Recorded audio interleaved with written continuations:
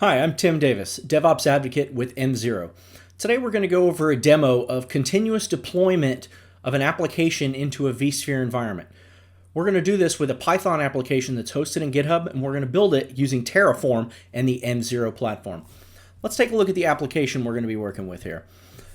So we have a few files in here. We've got our data.tf file. We've got our http server.py file, which is our actual Python application. We have our main outputs and variables tf file. Now, we also have our env0.yaml file here.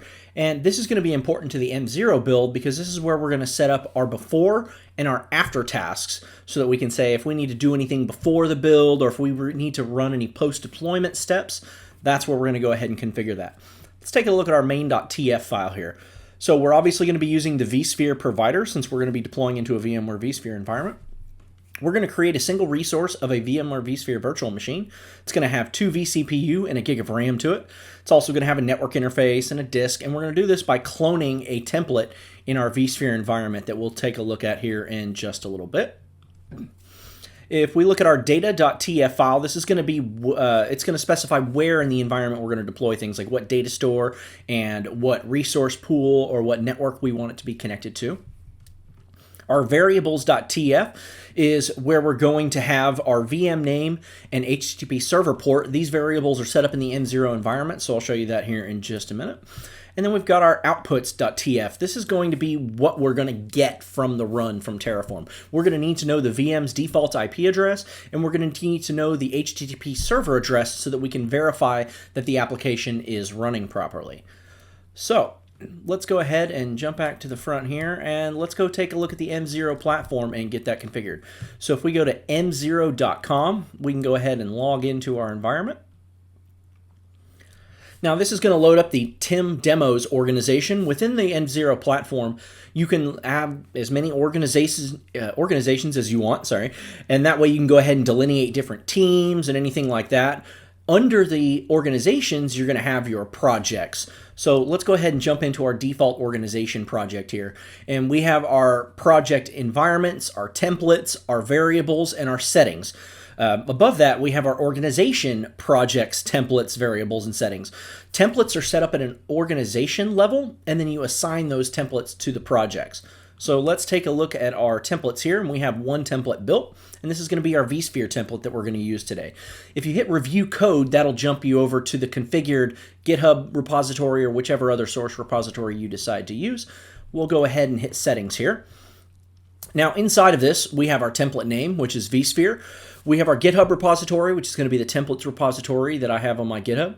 We have our Terraform folder. This is going to be the folder that we just looked at where our application and our Terraform files are. We're not going to be using any specific SSH keys for this. We're not going to retry on failure because if we have a problem, we want to fix that before we start to deploy again. And we're going to be using the master branch for this. As far as the variables are concerned, we have two types of variables. We have Terraform variables and we have environment variables. The Terraform variables, we need to specify the VM name. Here we have Tim Demo VM, so this is the name of the VM that's going to be deployed into our vSphere environment. And then we have our actual runner environment variables here. So we're going to need things like the SSH password in order to get into the app, our TF variable of our HTTP server port, so this is going to be set and then given back to us. Then we have our vSphere password, server, and user. This way we can go ahead and get into the environment and use those APIs from vSphere to connect in and make sure that our deployment works properly. So let's go ahead and go to our project environments, and let's create a new environment. This is going to be an actual deployment. So let's go through and click that. We're going to run now with our vSphere template. Let's call this Tim vSphere Demo for an environment name. We're going to leave workspace name default and let that pick one. Our revision is going to be master.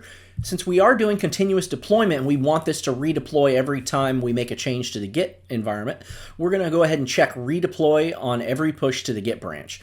Then we also have our destroy environment. So this is the time to live for your environments.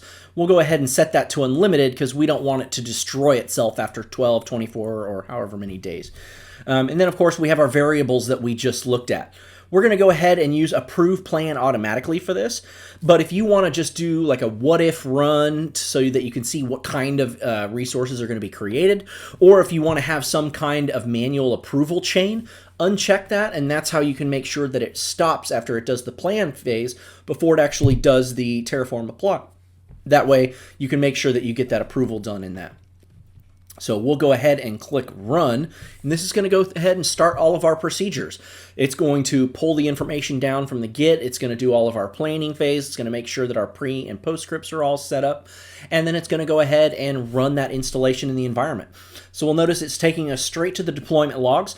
We're doing a get clone, a get Terraform state. We're loading that env0 YAML that has our pre and our post stages. In that, we're just doing a pip to install Paramiko. We're taking an environment variable and creating it for the IP address of the system, and then we're actually start using Python 3 to start the HTTP server. From there, we're going to load up our system variables and our Terraform variables. We're going to set the Terraform version. We're going to do an init. We're going to set up the workspace, and then we're going to tag resources. Now, this is important if you're using any form of cloud management platform. That way you can make sure that you're, keeping your delineation of teams or workloads or types for any kind of resource that you are needing to tag for some purpose. This is where we're going to do that. Now, we are using vSphere for this today, but if you're using AWS, Azure, or Google, and you're not really ready to jump into the env0 platform just yet, but tagging is something that is important to you, we have an open source piece of software that's available for free today called TerraTag. Now, you can go through and use that to tag all of your resources across any of the big three hyperscalers, and you can do that during the Terraform process. This way, it's all good to go. It works across those clouds so that you don't have to manually go and do that tagging update as a day 2 afterwards. From there, we're going through to Terraform plan. Then we're doing the apply, which is happening right now. Then after that, it's going to go to the after and run our after script. It's going to do the Terraform output, and it's going to store the Terraform state. Since that's running, let's go ahead and take a look in our vSphere environment and see what's happening. So we can see here that we've got 3 tasks that have happened in our vSphere environment. We've got a clone virtual machine, reconfigure virtual machine, and power on of the virtual machine. We can see under our cluster 1, under our host, that we have Tim test VM that's been built. So as far as this is concerned, everything should be working now. Everything should be up to date and running.